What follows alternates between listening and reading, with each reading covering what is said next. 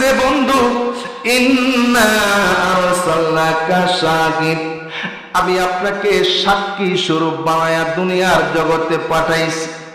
আমি আপনাকে সাক্ষী বানায়া দুনিয়ার জগতের মধ্যে পাঠাইছি। আমার প্রাণের ভাইয়েরা, তার মানে বোঝা গেল নবীজি উম্মতের জন্য সাক্ষী, ঠিক না ভাই?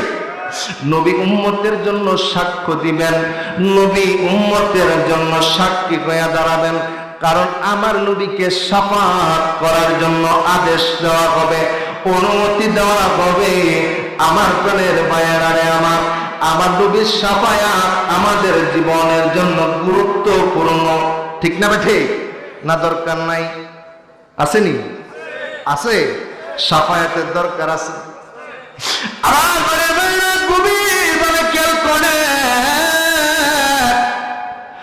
আমরা গুনাহ আমার কামানুষ আর ইনসানু মুরাক্কাবু বিল খাতাইন নাসিয়া, মানুষের জীবন হলো ভুলের ভিতরে। ও প্রাণের বাবাজিরা রে, গভীর ভাবে খেয়াল করেন। আল্লাহ নবীর সাহাবীরা, আমার প্রাণের ভাইয়েরা, আমার আগে রজব আলী ভাই অনেকগুলো আলোচনা করে গেছেন। আমি আলোচনা নবী প্রেমের দিকে আর বাড়াবো না, তবে ছোট্ট কিছু কথা আপনাদের মাঝে রেখে যাব। আমরা নবীর পাগল, নবীর প্রেমিক, আমরা নবীর আশিক। তবে আশিক হলেই হবে না, আশিকের সাথে আমাদের এটা তো লাগবে, আমাদের আনুগত্য লাগবে। জোরে কোন ঠিক না ঠিক? আল্লাহ জানিয়ে দিতেছে, আতিউল্লাহ, আমি আল্লাহর আনুগত্য করো। সাথে জানিয়ে দিতেছে, আতিউর রাসূল, রাসূলের আনুগত্য করো। আল্লাহর আনুগত্য করবা, রাসূলের আনুগত্য করবা। কেমন ভাবে রাসূলের আনুগত্য করবা?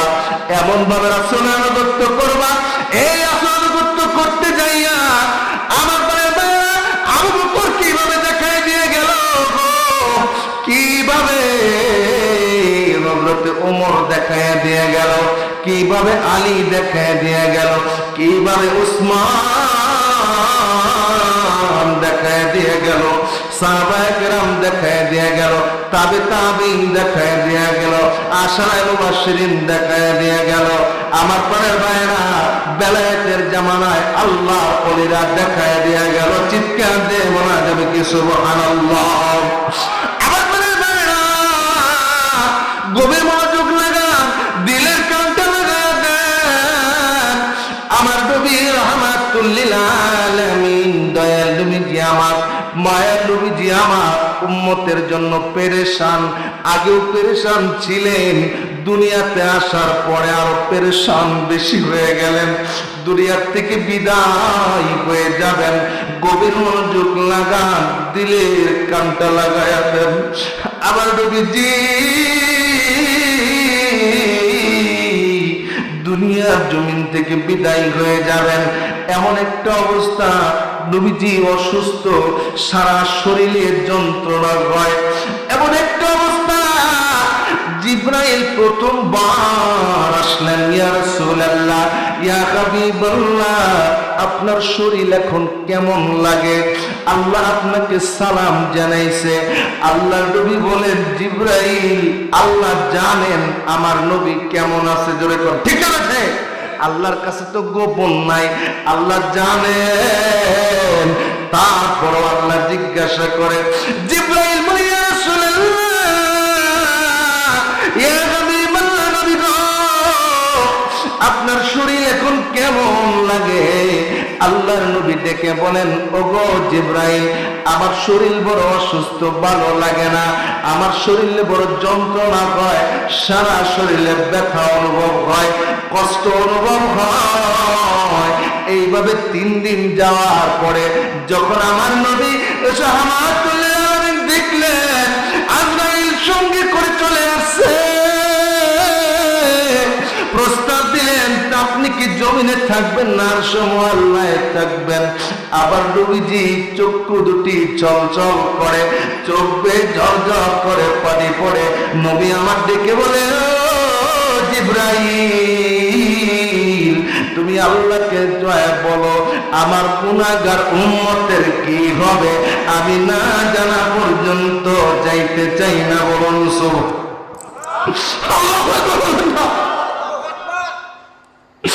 আবার বলি ভাইরা, আবার নবীর রহমাতুল্লাহ সন্তুষ্টি করতে যাইয়া আমার তারা দুনিয়ার সব আবার নবীর জন্য উজাড় করে দিছে। সাহাবায়ে কেরাম কেমন করে পাগলের মতো ভালোবাসছে। ও প্রাণের বাবাজিরা আমার, এই ভারতীয় উপমহাদেশের প্রথম মুহাদ্দিস যিনি ভারতবর্ষে প্রথম যিনি হাদিসের আলোচনা করলেন, শাহ ওলিউল্লাহ মুহাদ্দিস দেহলভী রাহমাতুল্লাহি আলাইহি, উনি একটা কিতাব লিখলেন মাদারিজুন নবুওয়াত।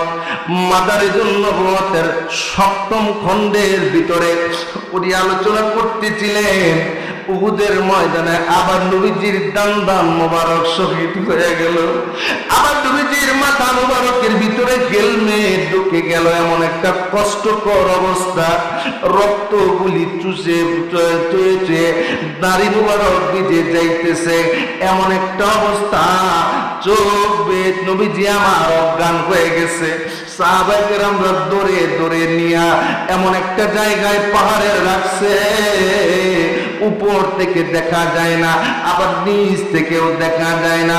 হযরতে আবু সাঈদ খুদরি রাদিয়াল্লাহু তাআলা বাবা মালিক ইবনে সিনান রাদিয়াল্লাহু তাআলা উনি নবীজি কাছে বসে আছেন, নবীজি প্রায় অজ্ঞান অবস্থা, এমন একটা পর্যায়ে নবীজির কে ধরে আছেন মালিক ইবনে সিনান রাদিয়াল্লাহু তাআলা। নবীজি রক্ত মোবারক জমিনের মধ্যে পড়তেছিল। এ দুনিয়ার মানুষে, ও ঘাটালের এই অঞ্চলের মুসলমানেরা, উনি রক্ত মোবারক গুলি জিহ্বা মোবারক দিয়ে চেটে চেটে খেয়ে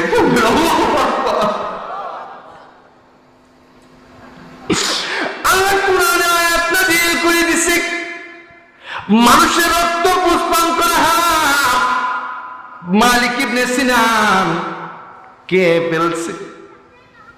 আবার প্রাণের ভাইয়েরা, নবীজির প্রতি এমন মুহাব্বত ছিল সাহাবায়ে কেরামদের, আল্লাহ বলে দিলেন না, ও প্রাণের বাইরে আবার নবীজির হুশ হলো, বললেন মালিক ইবনে সিনান রক্তগুলি কোথায়?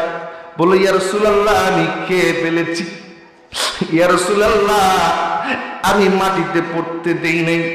আবার নবীজি বললেন আমার রক্ত যে রক্তের সাথে মিশে গেছে, ওই রক্ত কোনদিন জাহান্নামের আগুনে জ্বলবে না। বলুন সুবহানাল্লাহ।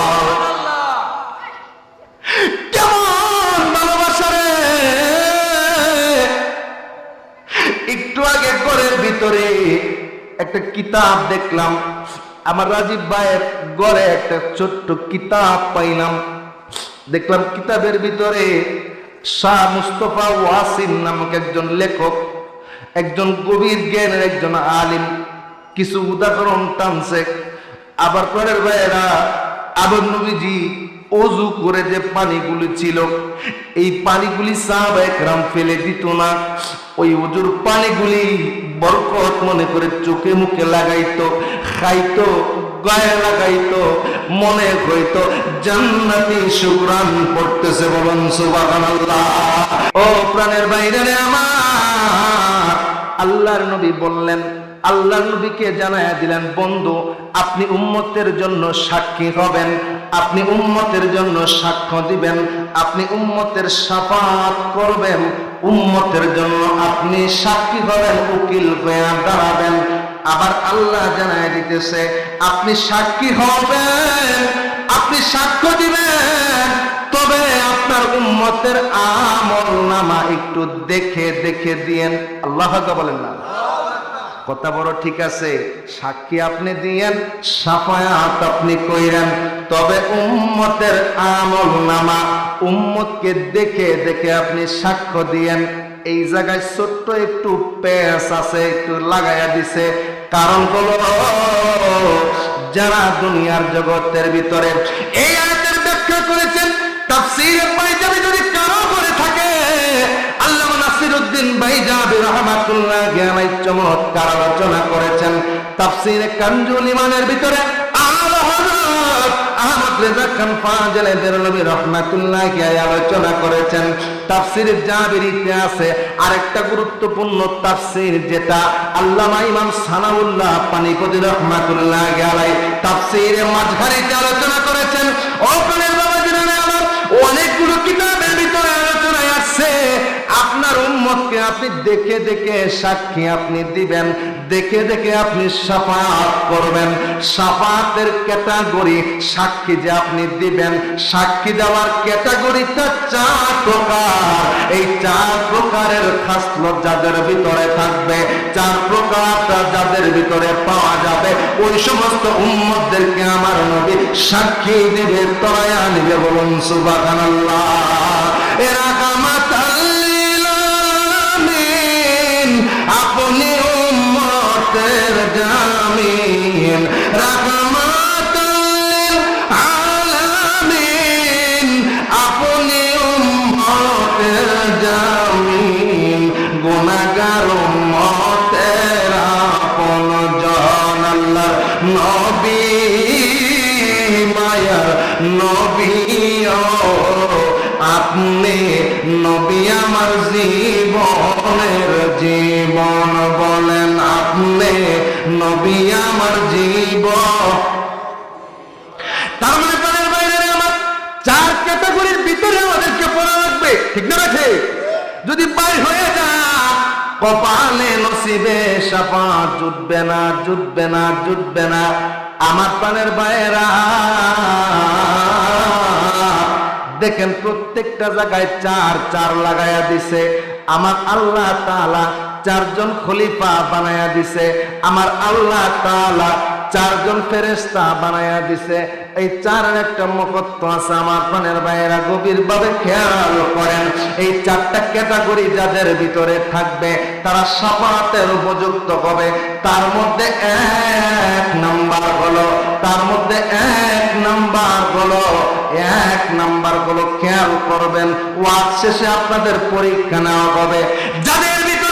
যাদের ভিতরে আমার নবী রাহমাতুল লিল আলামিনের না দেওয়া নামাজ, কি দেওয়া নামাজ? রাহমাতুল লিল আলামিনের আইনে দেওয়া নামাজ, ঠিক না? রাখে এই জায়গায় ছোট্ট একটা টিকা দিছে। হুজুরি কালবের নামাজ সম্পর্কে একটু বলবেন, সুবহানাল্লাহ বলেন না? আল্লাহু আকবার। আলোচনা ওইদিকে যাইতেছি, গভীরভাবে খেয়াল করবেন। এখানে বললো হুজুরি কালবে নামাজ, আর আমার নবী আইনা দিল নামাজ। কি? আমার নবী মেরাজের রজনীতে নামাজ এনে দিল, আর হুজুরি কালবের নামাজ আজকে যারা তরিকতের মধ্যে আছে, তরিকায় কাদরিয়া, চিশতিয়া, নকশবন্দিয়া, মুজাদ্দিদিয়া, আশরাফিয়া, সাদরিয়া, ওয়াইসিয়া, কদমিয়া, রেফাইয়া সহ যত তরিকত বলেন, যত মাশায়েখ কেরাম বলেন, প্রত্যেকের সবক হলো হুজুরি কালবে। হুজুরি কালবটা কি? হুজুরি কালবটা হলো যে কালবের ভিতরে আল্লাহ রাব্বুল আলামিনের ধ্যান খেয়াল ছড়া মগ্ন আছে। বলুন সুবহানাল্লাহ।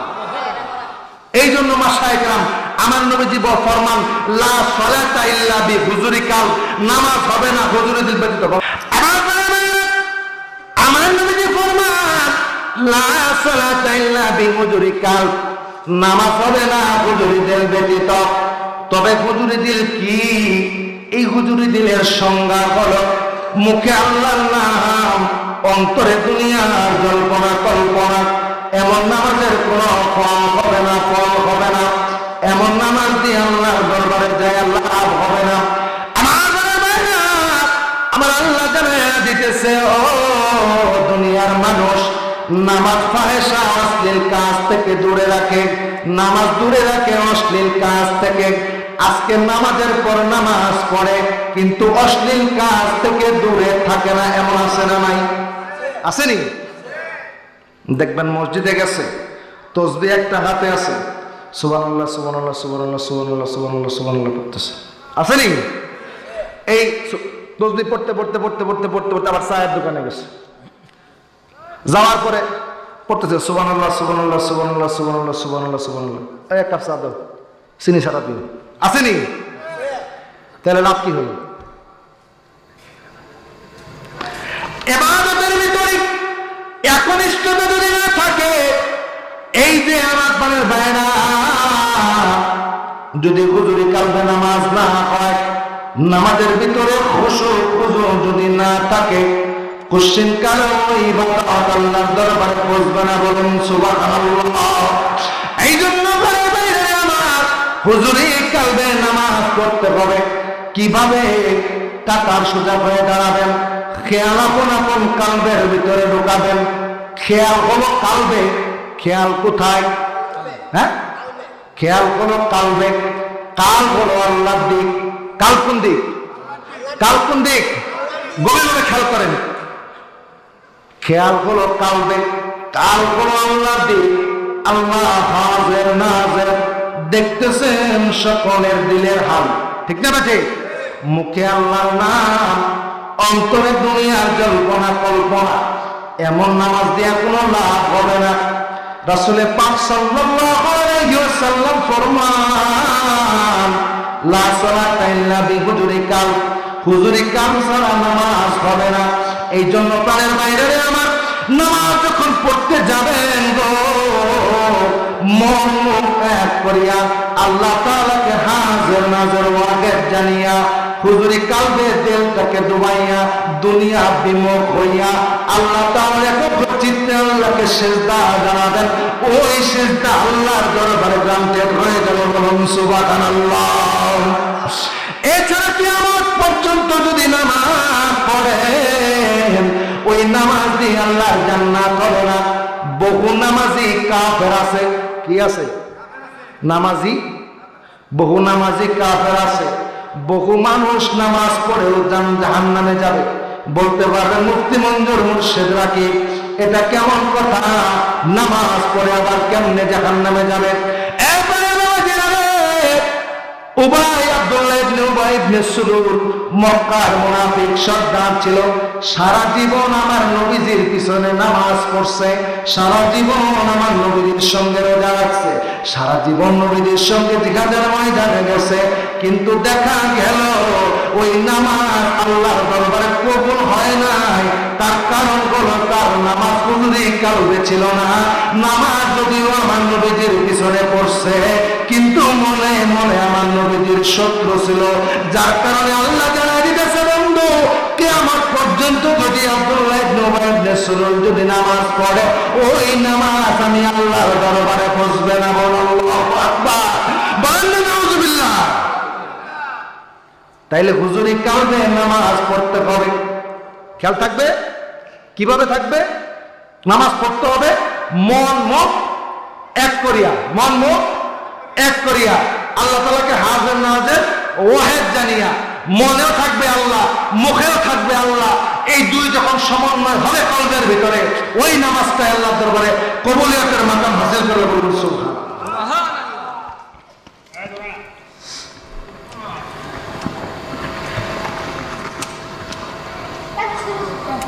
রসুলের সৃষ্টির উদ্দেশ্য সংক্ষিপ্ত জীবন। মারহাবা বলেন না?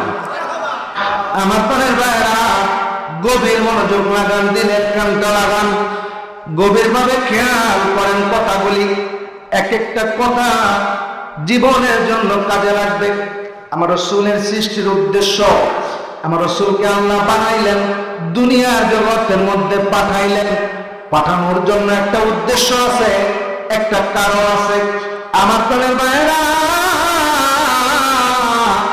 এই যে দুনিয়ার জমিনে রসুল আসছে, আমাদের জন্য রহমত, আমাদের জন্য নিয়ামত, আমাদের জন্য রহমত হয়ে দুনিয়ার জগতের মধ্যে আসলো। আমরা বুঝি না, বুঝার চেষ্টা করি না। কারণ রসুল যেমন আমাদের জন্য দুনিয়াতে হায়াতে যেমনি রহমত ছিল, তেমনি রসুলের ওফাতের পরেও আল্লাহ রসুল আমাদের জন্য রহমত। বলুন সুবহানাল্লাহ। আমার মনে বাইরা গভীরভাবে খেয়াল করে, আমার নবীজি দুনিয়ার জগতের মধ্যে আছে। আসার পরে জাহিলি জামানায় কত মানুষ তারা বেদিন ছিল, কত মানুষ তারা মানুষকে হত্যা করতে পরোয়া করে নাই। তারা মানুষকে লুণ্ঠন করতে, ডাকাতি মারামারি রাহাজানি করতে তারা দ্বিধাবোধ করে নাই। এমন একটা অবস্থা, তারা জীবন্ত মানুষকে তারা কবর দিয়ে দিত। রাসূলের জামানায়, ও প্রাণের বাবাজিরা, রাসূলের জামানা আসার আগে, নবুয়ত প্রাপ্তির আগে যারা জাহেলি যুগে ছিল তারা কন্যা সন্তান হইলে জীবন্ত কবর দেয়া দিত। এই যে এত জাহেলিয়াতের ভিতরে আমার নবীকে আলো বানাইয়া দুনিয়ার জগতে হেদায়েতের জন্য পাঠাইয়া দিল। আমার প্রাণের ভাইয়েরা, আরেকটা আয়াত আল্লাহ কোরআনুল কারীমে জানায়া দিতেছে। আমার বন্ধুরা রে, গভীর ভাবে খেয়াল করবেন কথাগুলি। আল্লাহ জানায়া দিতেছে, ওয়া মা খালাকতুল জিন্না ওয়াল ইনসা ইল্লা লিয়াবুদুন। বলেন না মারহাবা। আমি দুনিয়ার জমিনের মধ্যে জিন বানাইছি, আমি দুনিয়ার জগতের মধ্যে মানুষ বানাইছি, ইল্লা লিয়াবুদুন, আমি ইবাদত করার জন্য বানাইছি, আমি আল্লাহ তাআলা ইবাদতের জন্য বানাইছি।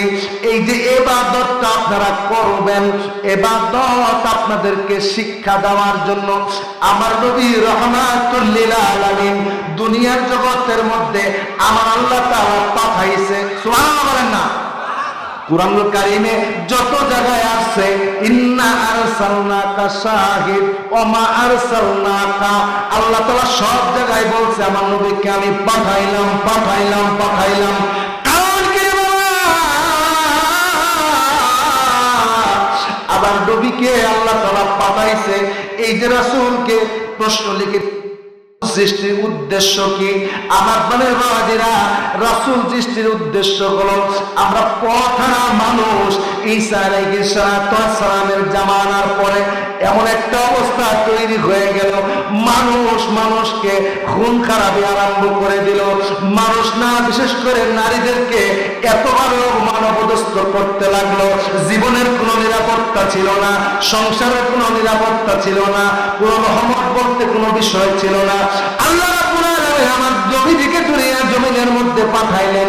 ওই যে কোরআনের আয়াত আল্লাহ জানাই দিতেছে, আমি মানুষ বানাইছি, জিন বানাইছি ইবাদতের জন্য। ইবাদতের জন্য, ইবাদতের ভিতরে ক্যাটাগরি আছে, ইবাদতের ভিতরে ক্লাসিফিকেশন আছে। আল্লামা ইসমাইল হক জাওজি রাহমাতুল্লাহি আলাইহি ইবাদতের ক্লাসিফিকেশন করেছেন, ইবাদতের শ্রেণী বিভাগ করেছেন।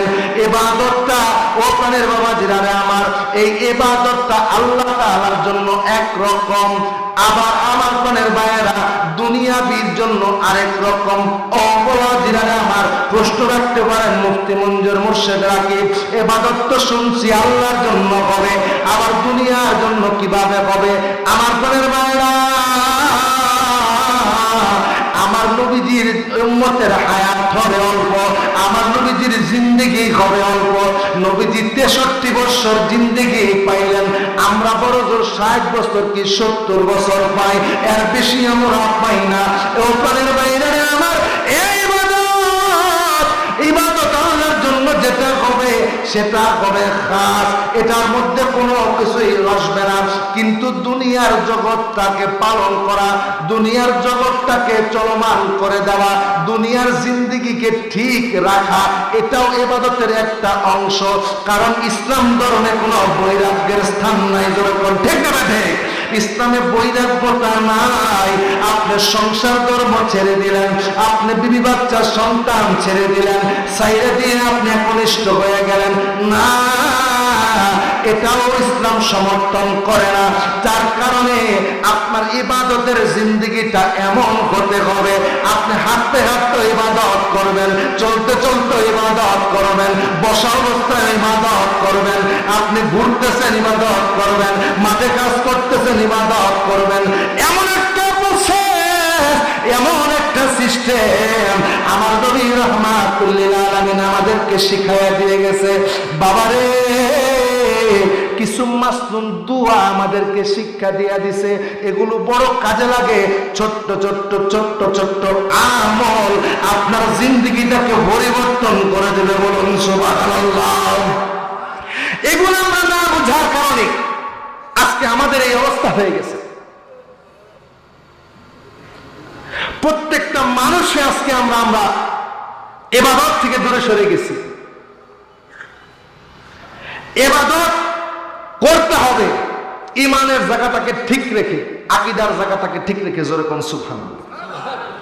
আমার প্রাণের ভাইয়েরা, আমার রজব আলী ভাই বারবার আমি আসা পর্যন্ত শুনতেছিলাম, বারবার উনি তাগিদ দিয়ে গেলেন, আলোচনা রেখে গেলেন, নবী প্রেমী ঈমান। সুবহানাল্লাহ বলেন না? যার কারণে জগৎ সৃজন রে, দেখো চন্দ্র সূর্য তারা শূন্য ভরে, আসে অচলনি চলে দরা দমে, নবী পদবিনে বাব সবই মিশে, যদি ঠকিতে না চাহ হাটে সে বস গুরুর নিকটে যে গেছে। আমার গভীর মনোযোগ লাগান, দিলের কানটা লাগান। ইবাদত একনিষ্ঠভাবে আল্লাহর জন্য হবে। ইবাদতের সাথে আতিউর রাসূলের আলোচনা টানলেন। আবার নবীজির আনুগত্য করতে হবে। আমার নবীজির আনুগত্য যদি না হয়, ইবাদত আল্লাহর জন্য হবে একনিষ্ঠভাবে, রাসূলের ইতাআত হবে, রাসূলের আনুগত্য হবে। রাসূলের আনুগত্য কিভাবে হবে? মুহাব্বত নিয়া, প্রেম নিয়া, ভালোবাসা নিয়া। কারণ নবীর প্রেম বিনে ইবাদত হবে না, হবে না, হবে না, হবে না। কেমনে হবে না? একটু উদাহরণ সহ বুঝাইয়া দিয়ে যাই। আমার প্রাণের ভাইয়েরা, অনেকেই আছে যারা এক একজনকে অনুসরণ করে। আমার প্রাণের ভাইয়েরা, মনে কিছু নেবেন না, অনেকেই ছিল যারা বঙ্গবন্ধু শেখ মুজিবুর রহমানকে অনুসরণ করত। ওরা মুহাব্বতে উনার প্রেমে, উনার মুহাব্বতে উনার প্রেমে ওনারা মুজিব কোট পড়তো নেই। আমার প্রাণের ভাইয়েরা, শহীদ জিয়াউর রহমান সাহেবের অনুকরণে, অনুসরণে, উনার আদর্শের ধারা অনুযায়ী উনাকে ভালোবেসে অনেক অনুষ্ঠান করত, অনেক মিলাদ মাহফিল করত, অনেক তাজিম সম্মান করত। এটা মুহাব্বতের ব্যাপারে, মুহাব্বতের কারণে। জোরে কোন ঠিক আছে? ঠিক তেমনি ভাবে আপনার যদি নবীজির প্রতি মহব্বত না থাকে, নবীজির প্রতি যদি ভালোবাসা না থাকে, যদি প্রেম না থাকে, কুশ্চিনকালেও আপনি আমার নবীজির এনে দেওয়া ধর্ম, আমার নবীজির এনে দেওয়া সুন্নতকে আপনি অনুসরণ করবেন না, অনুকরণ করবেন না। আমার প্রাণের ভাইয়েরা, গভীরভাবে খেয়াল করেন। আমি প্রায় এই বছর না, এর আগে আমি গিয়েছিলাম, ওটা হচ্ছে কক্সবাজারের মহেশখালী রামুতে একটা বৌদ্ধ মন্দির আছে। কক্সবাজারে গিয়েছিলাম মাহফিলে, ওখানে গেলাম, বিশাল রামু বৌদ্ধ মন্দির। একজন ওনাদের বুদ্ধিস্ট ছিলেন, ওনার সাথে আমার কথা হলো। ওনারা ওই কাপড়, এক কাপড় পরে পেঁচায় রাখে, হলুদ কাপড়, দেখছেন আপনারা? কারণ কি? যারা বৌদ্ধ ধর্মের অনুসারী ছিল, যারা ওই পণ্ডিত ছিল, যারা গৌতম বুদ্ধ, তিনি ওই অনুকরণে করতেন, ওই অনুসরণে করতেন, ওইভাবে কাপড় পরতেন। বিধায় আজকে যারা আছে, বিশেষ করে চীনের একটা শহর আছে, নাম হলো তিব্বত, যেনার রাজধানীর নাম হচ্ছে লাসা। এই তিব্বতের রাজধানী লাসাতে ওইখানে লামা থাকে, যারা অনুসরণ করে, যারা বৌদ্ধ ধর্মের অনুসারী, যারা বৌদ্ধ ধর্মের, আমরা যেমন মুসলিম ধর্মের আমাদেরকে বক্তা, আমাদেরকে মাওলানা হুজুর বলেন, ঠিক তেমনি ওই বৌদ্ধ ধর্মের যারা মাওলানা, তাদেরকে বলা হয় লামা। তারা যে কাপড় পরে, যারা ওই কাপড়, প্রায় 4 থেকে 5 লক্ষ অনুসারী, যারা ওই বৌদ্ধ ধর্মের অনুকরণে, ওই লামারা ওই ধরনের কাপড় পরে, কারণ তাদের গৌতম বুদ্ধ ওই ধরনের কাপড় পরত বিধায়। ঠিক তেমনি যেমনি ভাবে আপনারা যদি মহাব্বত না করেন, ভালো যদি না বাসেন, একজন আরেকজনকে যদি মহাব্বত না করেন, কুশ্চিন কালেও তার অনুকরণ হয়। কথা কি ঠিক আছে? সামনে দিয়ে হাইটা সালাম পর্যন্ত দেয় না, আসেনি? কারণ কি? দেখতে পারে না, ভালোই বাসে না, মহাব্বত নাই। ঠিক তেমনি ভাবে আমার নবীকে যদি মহাব্বত না করেন, যদি প্রেম না থাকে, ভালোবাসা যদি না থাকে, আবার নবীর প্রেম যদি না থাকে রে, আবার নবীর ইতাআত আসবে না, আমার নবীর অনুকরণ আসবে না। আবার নবী তায়েফের ময়দানে মার খাইলেন যে কারণে, উহুদের ময়দানে দান ভাঙলেন যে কারণে, আজকে যদি গভীর থেকে ফিল না করি আমরা, কুশ্চিন কালো আমাদের ভিতরে ইবাদত ঢুকবে না, ঢুকবে না, ঢুকবে না। আমি মুফতি মঞ্জুর মুর্শিদ জামালপুরে ওপেন ভাবে বলে দিয়ে গেলাম, যারা শুধুমাত্র নবীর প্রেম বিনে আমল করতে চাও, তোমাদের আমল বেশি দিন পর্যন্ত স্থায়ী হতে পারবে না। কারণ নবীর প্রেম যদি কলিজার ভিতরে না ঢুকে রে, শয়তান তোমাদেরকে গাফেল করে দিবে। কারণ জান্নাতে যাওয়ার জন্য এক গ্লাস পানির বিনিময়ে 500 বছরের ইবাদত তুমি দিয়া দিবা। জোরে কোন আল্লাহু আকবার। এই বিষয়গুলা খেয়াল করবেন যারা আহলে হক উলামায়ে কেরাম, যারা আহলে সুন্নাত ওয়াল জামাতের উলামায়ে কেরাম, যারা হক্কানি রব্বানি উলামায়ে কেরাম, আউলিয়া কেরাম, পীর মাশায়েখ গুরুত্ব দেয় নবীর প্রেমের। কারণ হলো কি, যদি নবী প্রেম না থাকে তাইলে পশ্চিমকালেও তার আমলি পরিবর্তন হবে না। যখন আপনার ভিতরে সেন্স আসবে, যখন আপনার ভিতরে যখন মাইন্ডে যখন আপনার সেন্স আসবে, আইরে আবার নবী মিসওয়াক করছে, আমি কেমনে মিসওয়াক না করি। আবার নবীজি অসুস্থ হয়ে গেছে, আবু বকরের কাদের উপরে বর করে ওই জামাতে যাইয়া নামাজে দাঁড়ায়া গেছে। নবীজি শেষ সময় আবু বকর ইমামতি করে, আবার নবীজি বলে, আয়েশা তুমি দরজাটা খুলে দাও, আমি দেখি আবার উম্মতেরা কেমন ভাবে নামাজ পড়ে। আল্লাহু আকবার।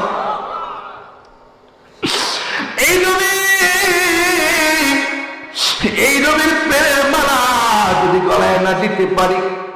আবার পারের ভাইরা, অনেক ভাইরা বুঝে না, আমাদেরকে অনেক সময় প্রশ্ন করে, ভাইজান মিলাদ পড়ি, অনেকে আমাদের গাল মন্দ করে না, হাতে ধরে পায়ে ধরে বলে যাই নবীর সাথে মিলাদের সম্পর্কিত।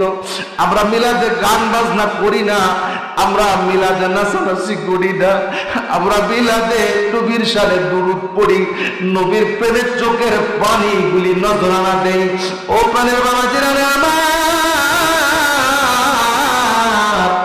আমরা মিলাদকে ফরজ বলি না, আমরা মিলাদকে ওয়াজিব বলি না, আমরা মিলাদকে মুস্তাহাব মুস্তাহসান ইবাদত মনে করি।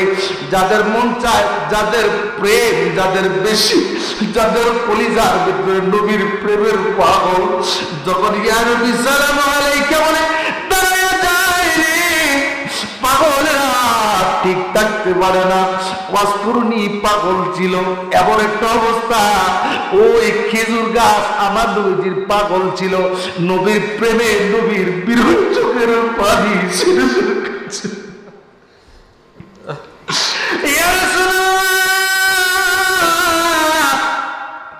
দয়াল নবী গো,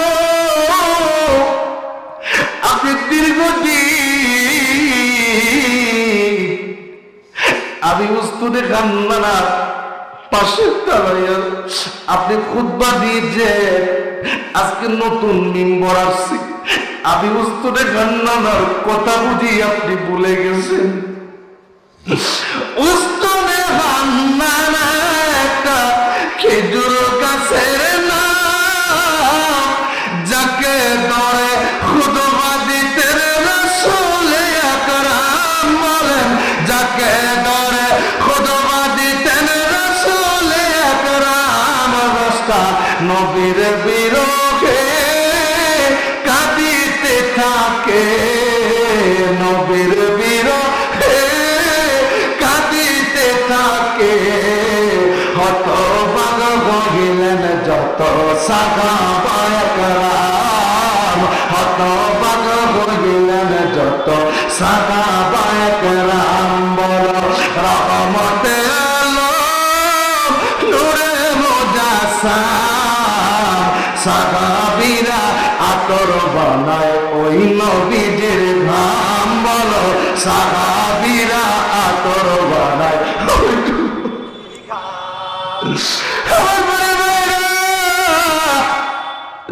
নবীর প্রেমের গলায় দিয়া সাহাবায়ে কেরামরা এইভাবে জীবনটাকে বিসর্জন দিয়ে গেছে।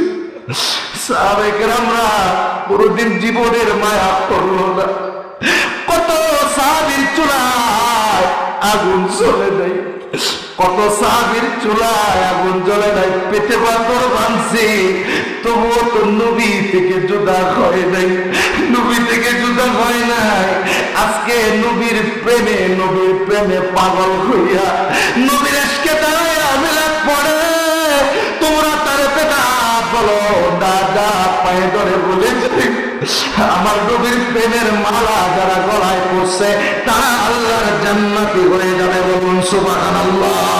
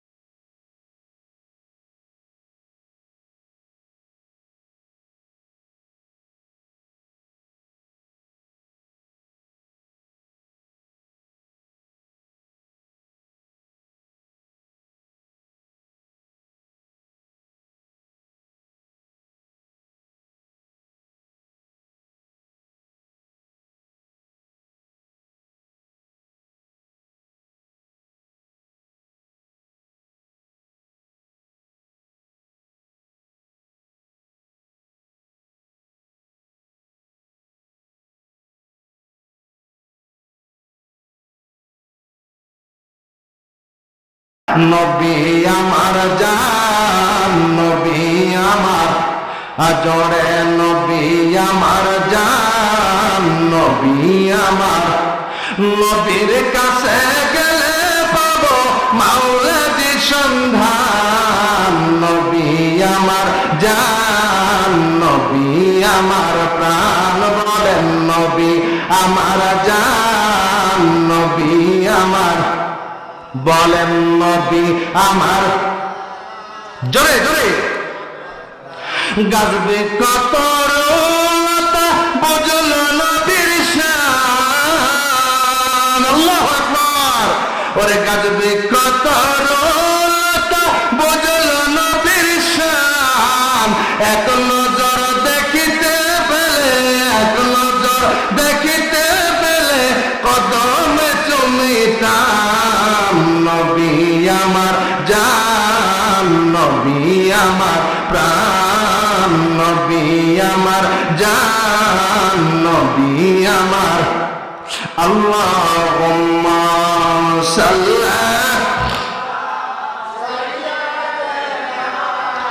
মাওলানা মুহাম্মদ ওয়া আলা